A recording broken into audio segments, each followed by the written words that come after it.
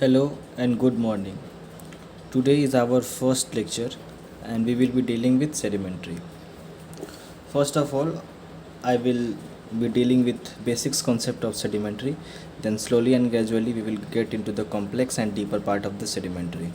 So let's start. First of all, we need to know what is sediment. Sediment क्या है? Sediment is a naturally occurring material that is broken by the process of weathering and erosion.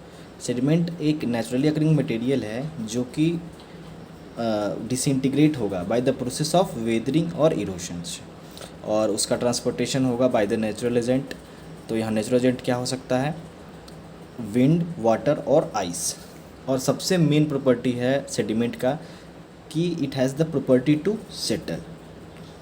सबसे main property है कि इसके पास property है settle होने का. तो ये सेडिमेंट हो गया हमारा.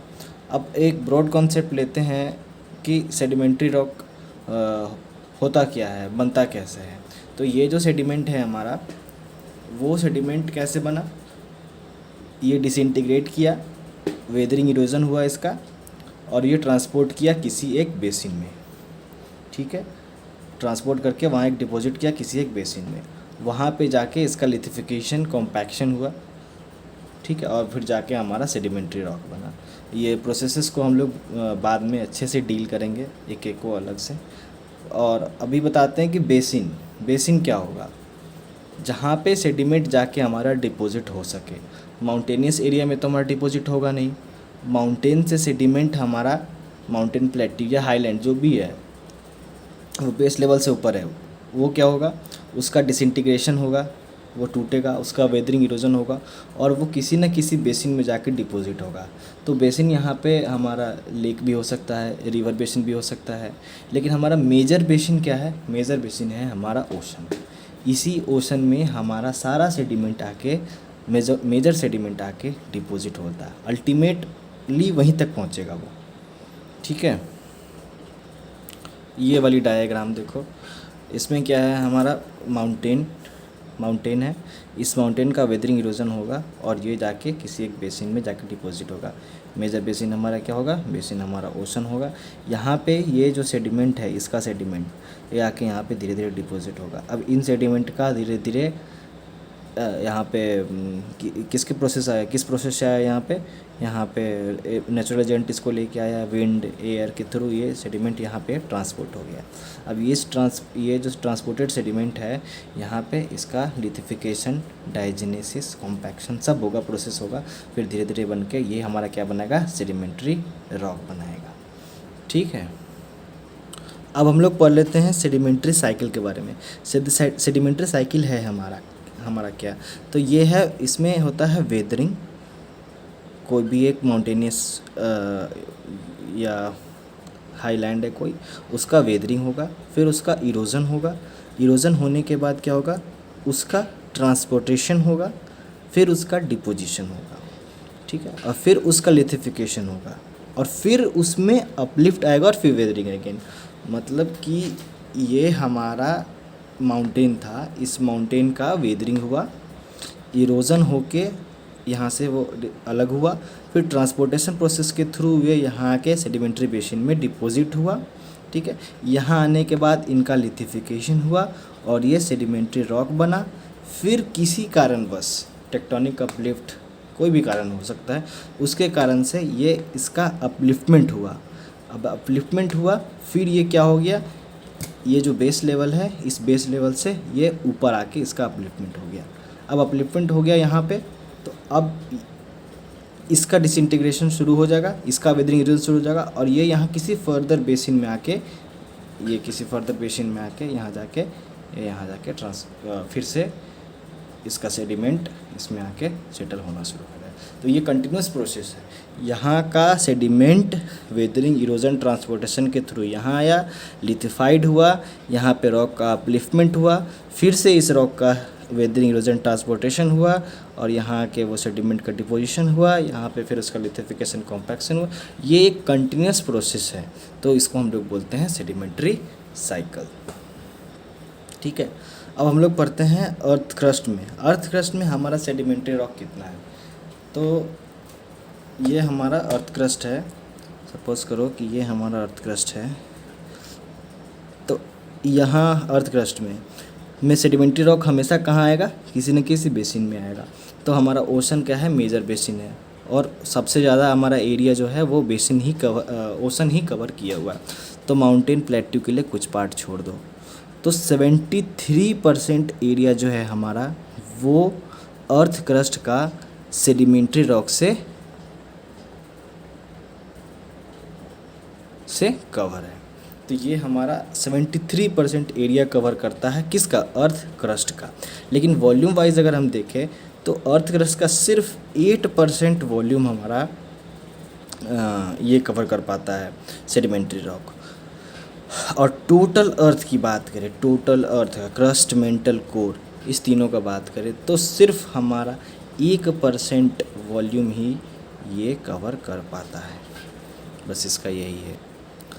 अब हमारा जो सेडिमेंट्री रॉक है उसमें मेजर रॉक कौन कौन सा है, तो 95% जो हमारा रॉक है वो है मड रॉक, कार्बोनेट और सैंडस्टोन, और 5% में अदर आता है। तो अदर क्या हो सकता है, अदर हमारा हो सकता है फॉस्फोराइट हो सकता है, इवेपोराइट हो सकता है, और ऑयल सेल्स हो सकता है, कोल हो सकता है, ये सब हमारा अदर्स में आएगा। ठीक है, मेजॉरिटी हमारा मड रॉक, कार्बोनेट और सैंडस्टोन आएगा। तो अब इसमें भी मड रॉक, कार्बोनेट, सैंडस्टोन में सबसे ज़्यादा डोमिनेंस किसका है, सबसे ज़्यादा एबंडेंस किसका है, तो मड रॉक का है। मड रॉक हमारा 65% है। उसके बाद आता है हमारा सैंडस्टोन जो कि 20 से 25% है। उसके बाद हमारा आता है कार्बोनेट जो कि 10 से 15% है। अब बात करते हैं हम लोग की मिनरल कंपोजिशन का और मेजर रॉक का। तो मेजर रॉक हमारा दो ही हुआ, मड रॉक, सैंडस्टोन। तो मड रॉक में देखो क्ले मिनरल्स, मड रॉक में क्ले मिनरल्स हमारा 60% है, और वही सैंडस्टोन में कितना 5% है। ये हमारा ज़्यादा मैच्योर है compare to mud rock. Maturity के बारे में डिटेल में पढ़ेंगे, कौन मैच्योर कैसे मैच्योर है। फिर क्वार्ट्ज के बारे में बात करते हैं। देखो क्वार्ट्ज मड रॉक में 30% है लेकिन सैंडस्टोन में 65% हमारा क्वार्ट्ज है। तो ये क्वार्ट्ज जो है वो मैच्योरिटी को डिस्क्राइब करता है, बताएंगे बाद में। फिर फेल्ड्सपार देखो 4% मड रॉक में और 10 से 15% हमारा सैंडस्टोन में। फिर ऐसे ही कार्बोनेट, ये सब कम कम है, लेकिन मेजर हमारा क्ले मिनरल्स मिल रहा है। मड रॉक में क्ले मिनरल्स का अबंडेंस है और क्वार्ट्ज का सैंडस्टोन में अबंडेंस है। चलो अब आप इस टेबल को समझो। यहाँ पे कंपोजिशन है, ग्रुप नेम है, पार्टिकल साइज है, प्रिंसिपल कंस्टिट्यूएंट्स और मेन रॉक टाइप। तो सबसे पहले बात करते हैं कार्बोनेशियस रेसिड्यू का। तो लेस देन 15% हमारा कार्बोनेशियस रेसिड्यू है। तो दो चीज़ हो सकता है, एक हमारा केमिकल बायोकेमिकल कंस्टिट्यूएंट्स में और टेरिजीनियस क्लास्टिक रॉक्स में। पहले इसको देखते हैं कि हमारा कार्बोनेशियस कितना है, लेस देन 15%, और हमारा टेरिजीनियस सिलिसिक्लास्टिक ग्रेन कितना है, लेस देन 50%। टेरिजीनियस हमारा टेरेस्ट्रियल हुआ, टेरेस्ट्रियल रॉक, वो क्लास्टिक ग्रेन हुआ। तो इसका देखो, इसका नाम क्या है, सिलिसिक्लास्टिक रॉक भी बोल सकते हैं। सो क्लास्टिक रॉक जो कि सिलिका कंपोजिशन का, मेजॉरिटी सिलिका कंपोजिशन का, इसमें कार्बोनेशियस मटेरियल बहुत कम है। तो इसमें पार्टिकल साइज ये ग्रेटर दैन 2 मिलीमीटर, 1/16 से 2 और लेस दैन 1/16। तो अगर बड़ा बड़ा फ्रेगमेंट आएगा तो ये सिलिका का है प्लास्टिक रॉक, तो बड़ा साइज है, तो ये हो गया हमारा रॉक फ्रेगमेंट। तो इससे जो हमारा रॉक बनेगा, ये रॉक फ्रेगमेंट हमारा क्या काम करेगा, ये सब सेडिमेंट का काम करेगा। तो ये जो रॉक फ्रेगमेंट है, इस सेडिमेंट से जो हमारा रॉक बनेगा वो बनेगा कॉन्ग्लोमरेट एंड ब्रेशिया। अब 1/16 से 2 मिलीमीटर का जो हमारा रॉक का साइज फ्रेगमेंट होगा वो क्या होगा, silicate mineral and rock fragment होगा। तो ये इससे जो हमारा बनेगा वो बनेगा सैंडस्टोन। और लेस देन 1/16 मिलीमीटर साइज, ये बहुत छोटा साइज़ हो गया, तो इसे सिलिकेट मिनरल, इससे क्या बनेगा, शेल, मड रॉक, है ना, मेन है सिलिकेट मिनरल। इसमें क्या बनेगा, यहाँ पे क्ले, सिल्ट, तो ये सबसे क्या बनेगा हमारा शेल बनेगा या मड रॉक बनेगा। अब इसी में आते हैं, यहाँ पे कितना था, लेस देन 50% टेरिजीनियस सिलिसिक्लास्टिक, मतलब सिलिसिक्लास्टिक कितना था, लेस देन 50% था। यहाँ पर ग्रेटर देन 50% केमिकल या बायोकेमिकल कंस्टिट्यूएंट्स, यहाँ पे हमारा कार्बोनेशियस कम है 15% से कम है, लेकिन यहाँ पे इसका किसका डोमिनेंस है? केमिकल और बायोकेमिकल कंपोजिशन कंस्टिट्यूएंट्स का डोमिनेंस है। तो इसको हम लोग बोलते हैं केमिकल या बायोकेमिकल रॉक भी बोलेंगे इसको।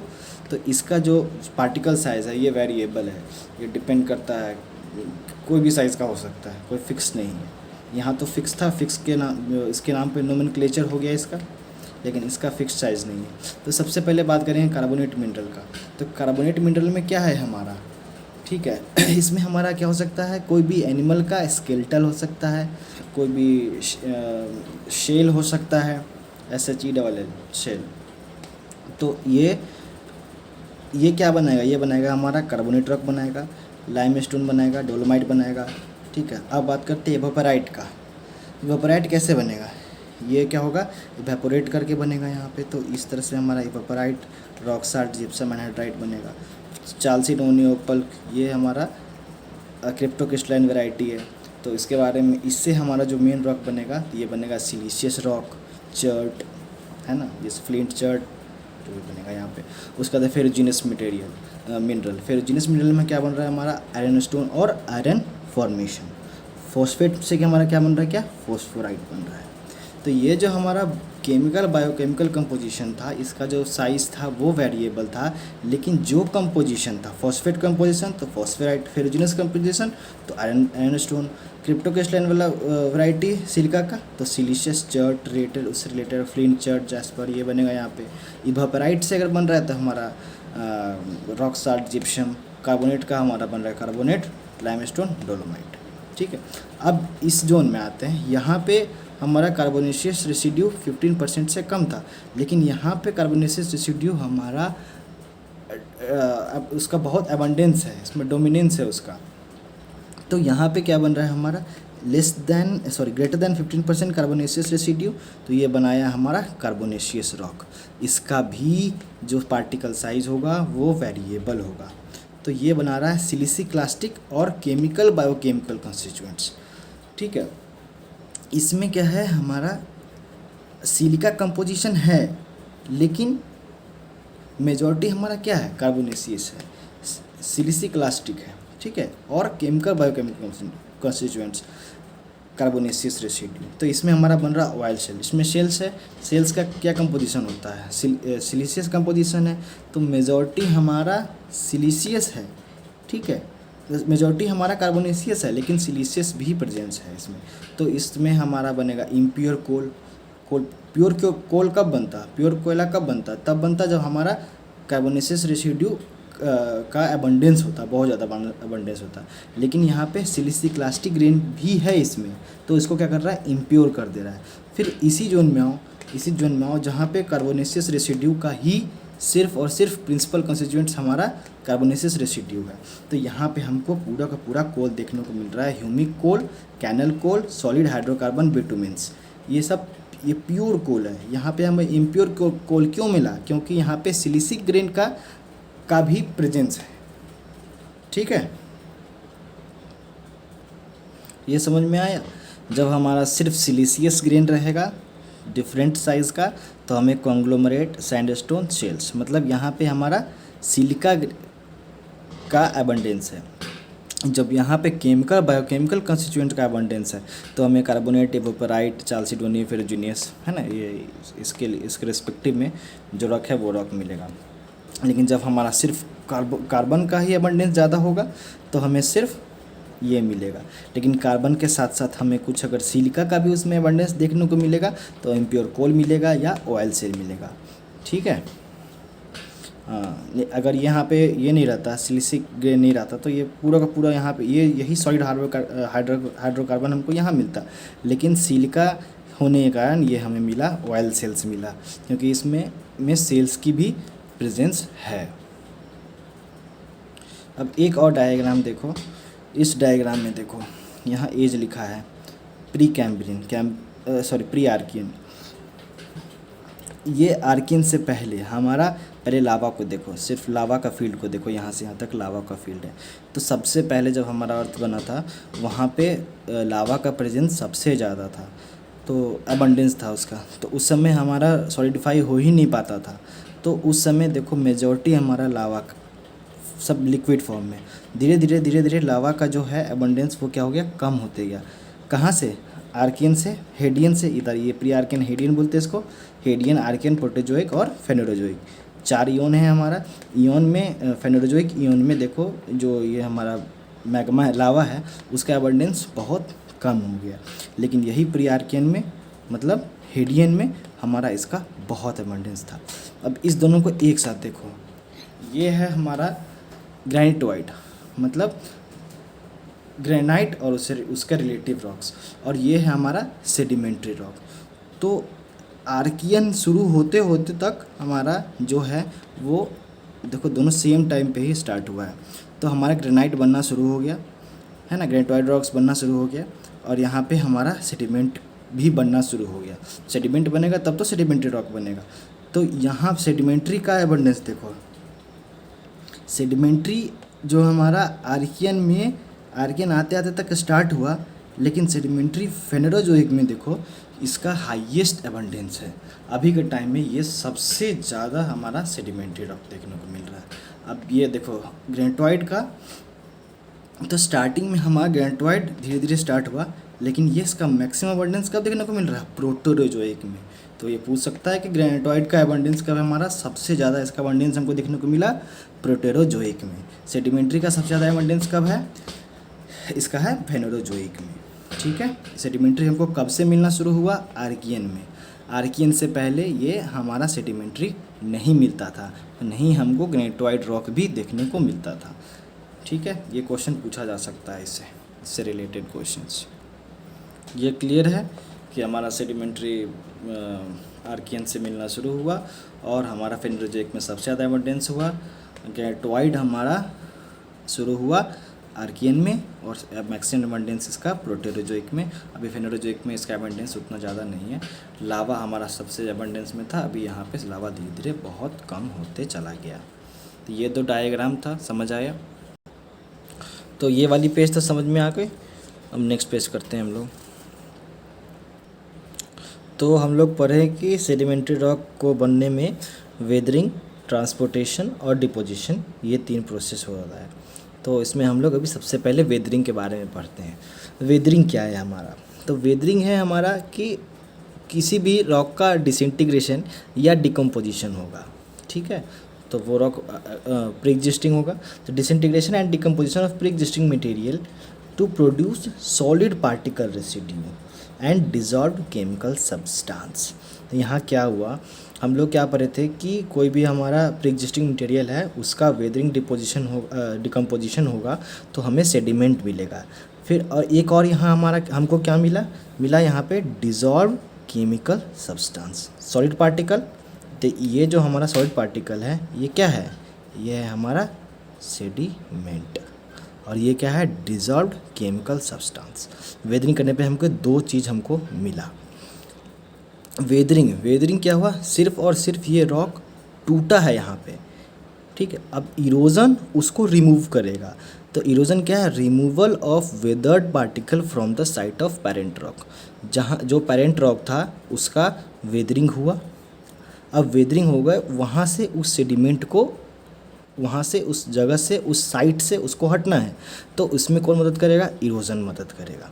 तो एक प्रोसेस होता है डेनिडुएशन। तो ये बोलता है कि डेनिडुएशन का होता है वेदरिंग प्लस इरोजन। किसी भी रॉक का वेदरिंग हुआ, टूटा, और उसका वहाँ से उस वेदर्ड पार्टिकल का रिमूवल हुआ। तो ये दोनों प्रोसेस को मिला के हम लोग बोलते हैं डेनिडुएशन। ठीक है, अब हमारा जो वेदरिंग है वो 3 तरीके का हो सकता है, बायोलॉजिकल, फिजिकल और केमिकल। तो सबसे पहले हम बायोलॉजिकल पढ़ते हैं। तो बायोलॉजिकल वेदरिंग क्या बोलता है, ये बोलता है weathering caused by the plants और एनिमल्स। बायोलॉजिकल वेदरिंग नाम से ही क्लियर है कि इसमें जो वेदरिंग होगा ये होगा किसके द्वारा, प्लांट्स और एनिमल्स के द्वारा होगा। तो इसका जो हमारा बाई प्रोडक्ट है वो क्या है, हमारा सोइल है। तो सोइल क्या है, product of biological weathering. Biological weathering का हमारा जो प्रोडक्ट है वो हमारा सॉइल होता है। उसके बाद है it consist of rock, debris and humus.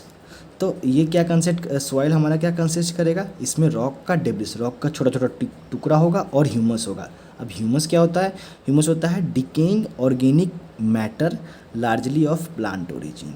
ये ऑर्गेनिक मैटर, ह्यूमस क्या है हमारा ऑर्गेनिक मैटर है जो कि डिके कर रहा है, जो कि हमारा मेजॉरिटी हमारा इसका क्या ओरिजिन होगा, प्लांट ओरिजिन का होगा majority, and have clearly identifiable organic debris. तो इसका जो जो ये क्लियरली आइडेंटिफाइएबल होगा कि ये लीव्स है, कि ये प्लांट का रूट्स है, या कम्प्लेक्स ऑर्गेनिक कॉलोइडल है, या ह्यूमिक एसिड है, क्या है, ये विजिबल होगा, ये दिखेगा हमको, हम लोग आँख से देख पाएंगे कि ये कौन सा पार्ट है, बता देंगे अच्छा ये प्लांट का रूट है, ये लीव्स है, तो ये हमारा ह्यूमस हो गया। ठीक है, सॉइल क्या है, weathering product of biological weathering है हमारा, बायोलॉजिकल वेदरिंग का हमारा प्रोडक्ट है सॉइल, और सॉइल में हमारा में मिलता है रॉक डेब्री और ह्यूमस। ठीक है, अब इसमें हम लोग पढ़ते हैं इसका होरिजन, इसको डिटेल में पढ़ लेते हैं सॉइल का इसका होरिजन। तो ये डिवाइड किया गया ओ ए ई बी के सी, इतना इसका होरिजन है। और यहाँ पे जो है ये यहाँ पे अनवेदर्ड है, मतलब इतना रॉक जो हमारा ऊपर था ये सब वेदर हो चुका है और ये अनवेदर्ड रॉक बचा हुआ है। तो इसको हम लोग कॉलम वाइज इसको बांट लिए हैं। तो सबसे पहले हम लोग पढ़ते हैं यहाँ ओ होरिजन के बारे में जानते हैं, क्या है कि surface accumulation of organic debris. तो यहाँ पे और सरफेस पे हमारा जितना भी प्लांट मटेरियल है, उसका प्लांट लीव्स है, ये यहीं पे ग्रो करेगा और यहीं पे डिके करेगा। तो ऑर्गेनिक डेब्री का यहाँ पे हमारा इस जोन में हमको एक्यूमुलेशन देखने को मिलेगा। उसके बाद है ए जोन हमारा उसके नीचे पाया जाता है, ये जोन याद करना पड़ता है, इसको पूछा जाता है कि ए जोन में क्या होगा, ई जोन में क्या होगा, तो ये याद करने का चीज़ है, इसको याद करना पड़ेगा। तो ए जोन हमारा ये कंटेन करता है humus identifiable organic debris, leaves plant क्या है वो है हमारा ह्यूमस। तो ह्यूमस क्या है, ये जोन हमारा ह्यूमस कंटेन करता है, और ये लीस्ट जोन है, ऊपर से ओ जोन से वो जो होरिजन है वहाँ से लीस्ट होके हमारा ह्यूमस नीचे की तरफ आता है। उसके बाद है इसके बारे में और क्या पढ़ते हैं, ए होरिजन के बारे में यहाँ क्या लिखा हुआ है कि ये इसको इलुवियल जोन भी बोलते हैं। ठीक है, इलुवियल और एक होता है इलुवियल और आइलुवियल जो है, ये दोनों जोन है, तो इसके बारे में पढ़ते हैं। तो ए होरिजन हमारा इलुवियल जोन है, ये रिचेस्ट ऑर्गेनिक कंटेंट मिलता है ए होरिजन में। इसमें active chemical plus biological reaction होता है, इसमें केमिकल और बायोलॉजिकल रिएक्शन दोनों में इस ए होरिजन में होता है। ठीक है, अब पढ़ते हैं ई होरिजन। ई होरिजन क्या है, usually present in acidic soil, और ये वाइट कलर का होता है। जो ई जो है ये हमारा जनरली हमारा एसिडिक सॉइल में पाया जाता है, और ये वाइट कलर का जोन, मतलब ये इसका कैरेक्टरिस्टिक्स फीचर है कि अगर वाइट कलर का होगा तो ये ई होरिजन है, देख के बता पाएंगे इसको। फिर बी जोन पे आते हैं, बी जोन को क्या बोलते हैं, इलुवियल, यहाँ इलुवियल यहाँ आइलुवियल। ठीक है, तो ये जोन क्या है, solutes are precipitated and entrapped clay particles filtering from the A horizon. A horizon से जो लिस्ट हुआ यहाँ पे ओ से लीच होके हमारा आया ए में ह्यूमस। अब यहाँ से जो पार्टिकल है इसमें जो हमारा मिलेगा chemical substance, dissolve chemical substance, वो उसका लीचिंग होगा तो वो यहाँ तक आएगा। ठीक है, बी होरिजन में, इलुवियल जोन में। तो यहाँ पे क्या करेगा, इस जोन में आके जितना भी जो हमारा केमिकल सब्सटेंस है वो यहाँ आके प्रेसिपिटेट करेगा। ठीक है, जो क्ले पार्टिकल्स, क्ले का साइज़ बहुत छोटा होता है, बहुत फाइन होता है, तो वो इस जोन से लीच करते करते करते नीचे आके यहाँ पे आके डिपॉजिट हो जाएगा। ठीक है, उसके बाद यहाँ जो नोट करने वाली बात ये है कि thickness of soil profile is extremely variable. ये जो थिकनेस तुमको दिख रहा है ये क्या है, वेरिएबल है, हर जोन में ये होरिजन देखने को नहीं मिलेगा। ओ ए कहीं ई एब्सेंट होगा, कहीं ए एब्सेंट होगा, कहीं पूरा का पूरा ये एब्सेंट होगा। ठीक है, तो ये वेरिएबल है, सभी जोन में ये 3 जोन्स जो है वो हमेशा देखने को नहीं मिलेंगे। ठीक है, मिल भी सकता है, नहीं भी मिल सकता है, ऐसा कुछ ज़रूरी नहीं है कि कहीं भी अगर सॉइल मिल रहा है तो ये सब जोन मिलेगा। ठीक है, तो ये वेरिएबल है। बी जोन कर लिए। बी जोन के बारे में क्या पता है, ये इलुवियल जोन है। यहाँ से ए जोन से जितना भी हमारा लीस्ट होते हुए हमारा जितना मटेरियल है वो यहाँ पे आएगा। मटेरियल क्या है, मटेरियल है हमारा क्ले पार्टिकल्स और हमारा सॉल्यूट्स। सॉल्यूट्स में क्या है हमारा डिजॉल्व्ड केमिकल सब्सटेंस, ये यहाँ के प्रेसिपिटेट करेगा बी जोन में। तो बी जोन में बोलते हैं ये कैसा दिखेगा, ये है ब्राउन टू रेड, या तो ये ब्राउन दिखेगा या रेड दिखेगा, ये कैरेक्टरिस्टिक्स कलर है इसका। फिर इनरिच्ड क्ले इनरिच्ड होगा क्योंकि यहाँ से जितना भी आया क्ले यहाँ पे इंट्रैप हो गया। और आयरन ऑक्साइड, यहाँ पे आयरन ऑक्साइड भी देखने को मिल सकता है। फिर के जोन बात करते हैं, only present in arid soil. अब देखो ये के जोन कहाँ देखने को मिलेगा, उस जोन में मिलेगा जहाँ पे एरिड सॉइल पैटर्न्स, मतलब ड्राई क्लाइमेट जहाँ पे है वहाँ पे ये हमें के जोन दिखने को मिला जाएगा। इसको हम लोग जोन ऑफ कैलिस भी बोलते हैं, ठीक है। ये के जोन का कैरेक्टरिस्टिक्स फीचर है। अब सी जोन, ये है light yellow to brown colour, तो ये सी जोन मिल रहा है, तो ये light yellow to brown colour का होगा। और उसके नीचे सबसे मिलेगा हमको अनवेदर्ड रॉक। और नोट करने वाली बात क्या पढ़े हैं कि हम लोग कि ये जो प्रोफाइल है वो एक्सट्रीमली वेरिएबल है और हर जगह ये जोन नहीं मिलेगा, ठीक है, ये सारे जोन नहीं मिलेंगे। अब बात करते हैं कि सॉइल का थिकनेस।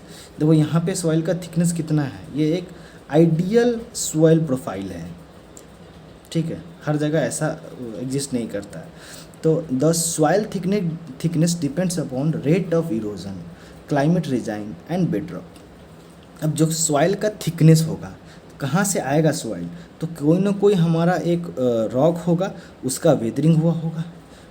तो उस रॉक का कितना वेदरिंग हुआ है, कितना इरोजन हुआ है, वहाँ क्लाइमेट कंडीशन कैसा है, तो ये डिपेंड करता है। अगर क्लाइमेट अच्छा नहीं होगा तो वहाँ पे वेदर नहीं होगा, क्लाइमेट के बारे में आगे बताएंगे, ठीक है। तो इरोजन कैसा हुआ है, कितना रेट से उसका इरोजन हो रहा है, क्या क्लाइमेटिक रिजाइम है, और वो बेड रॉक का क्या कंपोजिशन है। अगर बेड रॉक स्टेबल होगा, हाँ, क्वार्ट्ज कंपोजिशन बहुत ज़्यादा होगा तो ईजिली वेदर नहीं हो पाएगा, तो वहाँ पे हमें पूरा फुल डेवलप्ड सॉइल प्रोफाइल नहीं मिलेगा। यहाँ पे एक होता है कंसेप्ट ऑफ क्रॉप्ड, CROPT, ये बताता है कि कोई भी सॉइल है उसका जो है सॉइल के बारे में पता करना है हमारा कि सॉइल का थिकनेस कैसा होगा।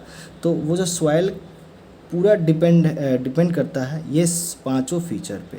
तो climate, relief, organism, parent material और टाइम, ये पांचों फीचर डिसाइड करेगा कि हमारा सॉइल कैसा होगा, ठीक है। रिलीफ अगर ज़्यादा, रिलीफ मतलब ये माउंटेन है, इसका हाई रिलीफ है, ये हमारा फ्लैट लैंड है, इसका लो रिलीफ है। तो अगर यहाँ पे कोई होगा, इसका वेदर होगा तो ये बहुत जल्दी नीचे की तरफ आएगा। यहाँ होगा तो इसको यहाँ से यहाँ जाने में बहुत टाइम लगेगा। यहाँ तो ग्रेविटीज़ को मदद कर देगा, यहाँ तो ग्रेविटीज़ को मदद नहीं करेगा यहाँ से यहाँ आने में। तो ये रिलीफ है। फिर क्लाइमेट, कैसा क्लाइमेटिक कंडीशन है, ह्यूमिड क्लाइमेट होगा तो वेदरिंग अच्छे से होगा, ड्राई होगा तो नहीं होगा, आगे पढ़ेंगे इसके बारे में। फिर ऑर्गेनिज्म, अगर कोई ऑर्गेनिज्म है वहाँ पे तो वो जो उसको बरो करेगा, है ना, उसके अंदर घर बनाएगा, उसमें रहेगा, तो वो उस एरिया को क्या करेगा, इरोड करेगा। फिर पेरेंट मटेरियल क्या कंपोजिशन है, ठीक है ना, सिलिका है ज़्यादा है, बेसॉल्टिक है, एसिडिक है, क्या कंपोजिशन है। उसके बाद फिर टाइम डिपेंडेंसी, कितना समय से इरोड हो रहा है, तो ये भी उसके लिए रिस्पॉन्सिबल है। चलिए अब नेक्स्ट पेज पढ़ते हैं। इसमें हमारा लैटिट्यूड के बेसिस पे ये हमारा 0 डिग्री इक्वेटर से पोल की तरफ हम लोग जाते हैं। तो ये हमारा इक्वेटर, ये ट्रॉपिक ऑफ कैंसर, ये ट्रॉपिक ऑफ कैप्रिकॉर्न, और ये हमारा हो गया पोल। तो इससे हम जाते हैं यहाँ पे, ये ट्रॉपिक ऑफ कैंसर है हमारा। इसके बीच में हमारा जो क्लाइमेट होगा वो कैसा क्लाइमेट होगा, ट्रॉपिकल क्लाइमेट होगा। तो यहाँ पे हमें किस टाइप का सॉइल मिलेगा, हमें मिलेगा लेटराइट टाइप का। उसके बाद फिर हम लोग 30 डिग्री से ज़्यादा आते हैं, ट्रॉपिक ऑफ कैंसर और ट्रॉपिक ऑफ कैप्रिकॉर्न के बीच में जाते हैं, लेकिन नज़दीक किसके हैं, ट्रॉपिक ऑफ कैंसर के। ये एरिया डेजर्ट का एरिया, यहाँ पे इवापोरेशन ज़्यादा होता है, प्रेसिपिटेशन कम होता है। इस एरिया में इवापोरेशन कम होता है, प्रेसिपिटेशन ज़्यादा होता है, ठीक है। यहाँ पे इवापोरेशन ज़्यादा, प्रेसिपिटेशन कम, यहाँ प्रेसिपिटेशन ज़्यादा, इवापोरेशन कम। तो यहाँ पे डेजर्ट क्लाइमेट है। तो यहाँ पे हमारा जो सॉइल प्रोफाइल बनेगा वो कैसा बनेगा, सॉइल टाइप जो बनेगा वो हमारा बनेगा ड्यूरी क्रस्ट।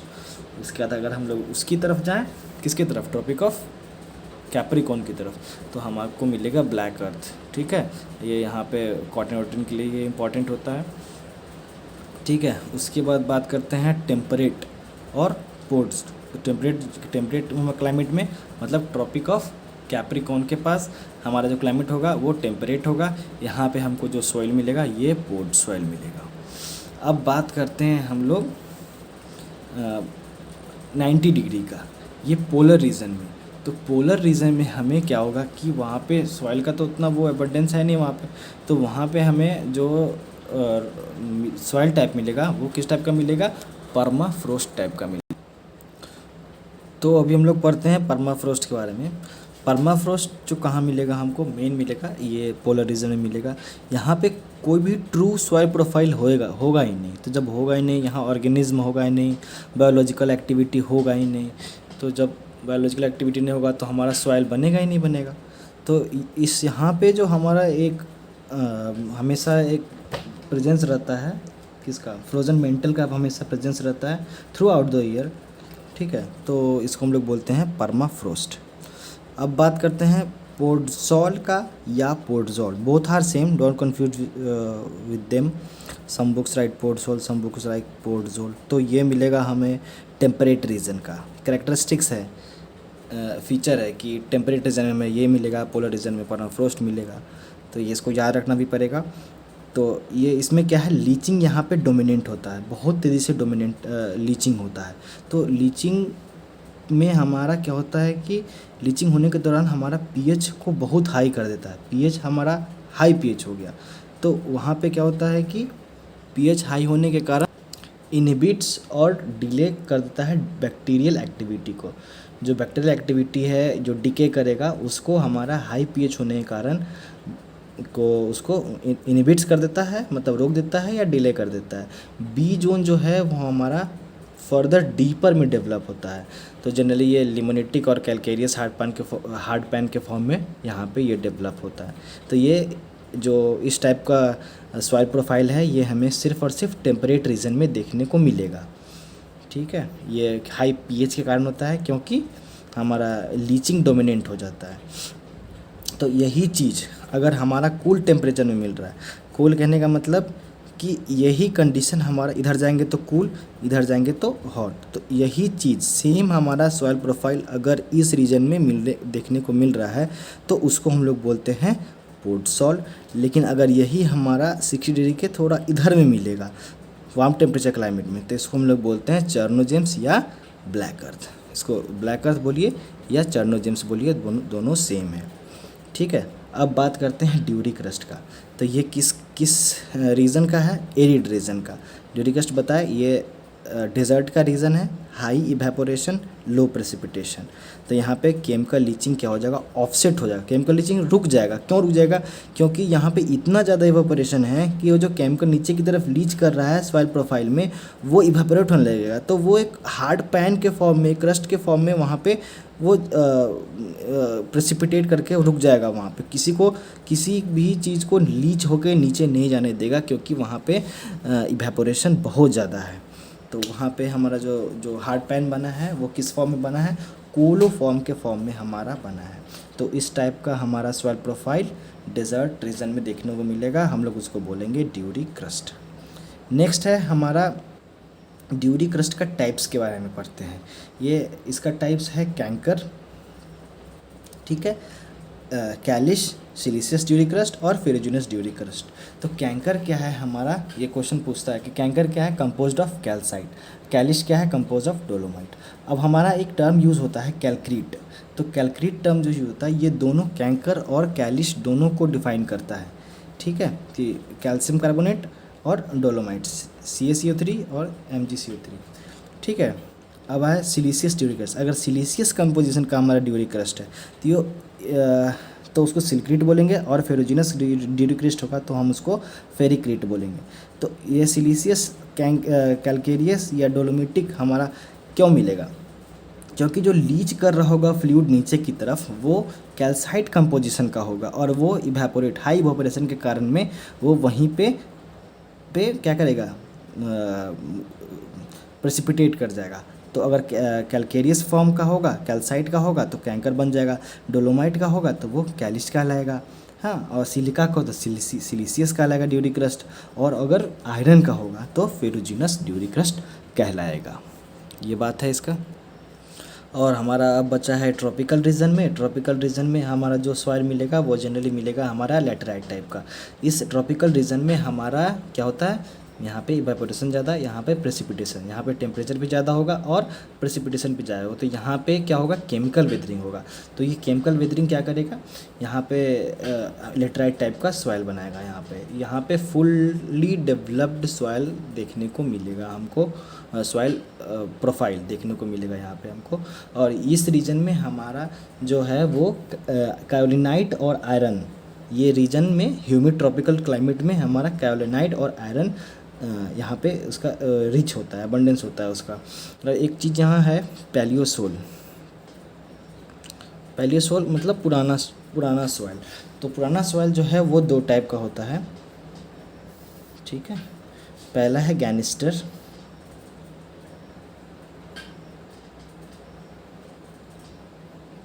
गैनिस्टर की बात है कि इसमें क्या होगा, इसमें ये होगा, ये सिलिका रिच होगा, ये सिलिका रिच होगा। और एक है टोन्स्टाइन,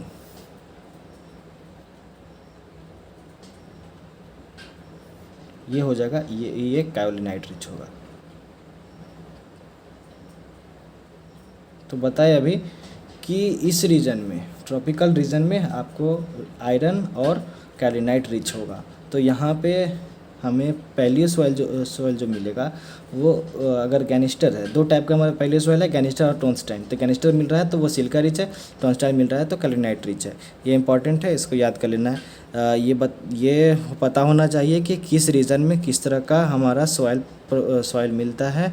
ये इंपॉर्टेंट है, क्वेश्चंस पूछे जाते हैं नेट में, ठीक है। अब बचा है ये आपको हम बताते हैं अभी। ये इससे भी क्वेश्चन पूछा जाता है, कैंकर कैली सिलिशियस से, ठीक है। ड्यूरिक क्रस्ट कहाँ मिलेगा, किस रीजन में मिलेगा, ये वो बता देगा। पैलियोसोल दो टाइप का हो गया, गैनिस्टर टोन्स्टाइन, गैनिस्टर सिलिका रिच, टोन्स्टाइन कायोलिनाइट रिच। अभी हम इसको समझाएंगे, इसको बोलेंगे और आपको एक डायग्राम में दिखाएंगे, आप उससे रिलेट करने की कोशिश कीजिएगा इसको। तो चलिए, ये वाला डायग्राम, ये वाला बताए हुए थे पीछे, है ना, tropic of cancer, tropic of capricorn, और इससे रिलेटेड जो सॉइल प्रोफाइल है हमारा वो। अब इस फिगर को देखिए, उस कॉपी में लिखा हुआ था कि हॉट एंड ह्यूमिड क्लाइमेट। ये इधर देखिए, ये प्रेसिपिटेशन का लाइन है, ये टेम्परेचर का लाइन है। यहाँ देखिए, यहाँ पे प्रेसिपिटेशन और टेम्परेचर दोनों हमारा ज़्यादा है। तो हाई प्रेसिपिटेशन और हाई टेम्परेचर, ये हमारा कैसा यहाँ पे होगा, किस टाइप का वेदरिंग होगा यहाँ पे हमारा होगा केमिकल वेदरिंग होगा यहाँ पे। तो ये जो ब्लैक जोन है वो केमिकल रीजन वेदरिंग को बताता है, और ये जो लाइनिंग है ये हमारा बताएगा फिजिकल वेदरिंग का। तो ये जोन देखिए, यहाँ पे हाई प्रेसिपिटेशन, हाई टेम्परेचर, तो ये हमारा यहाँ पे केमिकल वेदरिंग का यहाँ पे अबंडेंस है। यहाँ पे इस जोन में हमारा हाई टेम्परेचर, लो प्रेसिपिटेशन, तो यहाँ पे कैसा होगा, ये दिख रहा है हमें, तो ये हमारा होगा फिजिकल वेदरिंग। तो hot and humid climate, hot और ह्यूमिड क्या डिसाइड करेगा, प्रेसिपिटेशन। तो हॉट और humid climate chemical weathering, hot high temperature hot और ड्राई क्लाइमेट प्रेसिपिटेशन कम, तो हॉट और ड्राई हमारा क्या मिलेगा, फिजिकल वेदरिंग। इस एरिया में हमारा क्या मिल रहा है, फिजिकल वेदरिंग। अब बात करते हैं कोल्ड एंड ह्यूमिड। इस रीजन में देखिए, कोल्ड, इधर जाएंगे तो कोल्ड है, टेम्परेचर 0 डिग्री इधर की तरफ मिल रहा है हमको, इधर टेम्परेचर बढ़ रहा है इधर की तरफ। तो इस रीजन में कोल्ड और क्या है, ह्यूमिड। कोल्ड भी है और प्रेसिपिटेशन, कोल्ड भी है और ह्यूमिड भी है। इस जोन में आए हैं, इस जोन में कोल्ड और ह्यूमिड। तो इस जोन में मिल रहा है केमिकल भी है, देखिए ये फिजिकल का है, ये केमिकल का है। तो इस जोन में हमारा केमिकल फिजिकल दोनों देखने को मिल रहा है। तो यहाँ पे क्या है, कोल्ड और ह्यूमिड, हमारा केमिकल प्लस फिजिकल। अब बात करते हैं ड्राई एंड कोल्ड। ड्राई और कोल्ड में, ड्राई क्या होगा, जहाँ पे हमारा प्रेसिपिटेशन नील होगा और ठंडा होगा रीजन। तो यहाँ पे देखो, यहाँ पे ड्राई और कोल्ड, तो यहाँ पे ना केमिकल होगा वेदरिंग, ना फिजिकल वेदरिंग होगा। यहाँ पे ड्राई और कोल्ड रीजन में हमारा कोई भी वेदरिंग नहीं होगा, ना केमिकल ना फिजिकल। यहाँ chemical weathering high temperature high precipitation, chemical weathering low temperature high temperature low precipitation. तो यहाँ पे मैं क्या मिला, फिजिकल वेदरिंग। यहाँ पे हाई टेम्परेचर है ना, लो टेम्परेचर और ह्यूमिड क्लाइमेट। तो यहाँ पे हमें क्या देखने को मिला, केमिकल प्लस फिजिकल। जहाँ पे ड्राई है और कोल्ड है तो कुछ भी नहीं मिला यहाँ पे हमें ना फिजिकल मिलेगा और ना केमिकल मिलेगा। तो आज हम लोग क्या पढ़े, आज हम लोग पढ़े सेडिमेंट क्या है, सेडिमेंट के बारे में पढ़े। फिर सेडिमेंट्री साइकिल के बारे में पढ़े, सेडिमेंट्री साइकिल कैसे होता है। फिर अर्थ क्रस्ट पे सेडिमेंट्री रॉक का क्या अबंडेंस है, क्या वॉल्यूम है अर्थ क्रस्ट में, पूरा अर्थ में क्या है उसका, कौन सा सेडिमेंट्री रॉक का अबंडेंस ज़्यादा है, कौन सा सेडिमेंट्री रॉक का हमारा मिडल कंपोजिशन क्या क्या है उसके बारे में पढ़े। फिर हम लोग वेदरिंग के बारे में पढ़े, है ना, ड्रेन के बारे में पढ़े, टाइप्स ऑफ वेदरिंग पढ़े, बायोलॉजिकल फिजिकल केमिकल, और हम लोग बायोलॉजिकल के बारे में पढ़े। सॉइल प्रोफाइल पढ़े कि सॉइल प्रोफाइल, एक आइडियल सॉइल प्रोफाइल हमारा कैसा हो सकता है, और इलुवियल जोन के बारे में जाने। और फिर लैटिट्यूड के बेसिस पे हमारा सॉइल प्रोफाइल है वो कैसा होगा उसके बारे में पता किए। पैलियोसोल पढ़े, फिर ये डिसाइड किए कि कैसे क्लाइमेट में किस टाइप का वेदरिंग होगा हमारा। तो आज हम इतना पढ़े हैं। नेक्स्ट क्लास में हम लोग पढ़ेंगे फिजिकल वेदरिंग के बारे में। फिर धीरे धीरे हम लोग और इसके और डिटेल पार्ट को डिस्क्राइब करेंगे। तो आज के लिए इतना ही। Till then, thank you.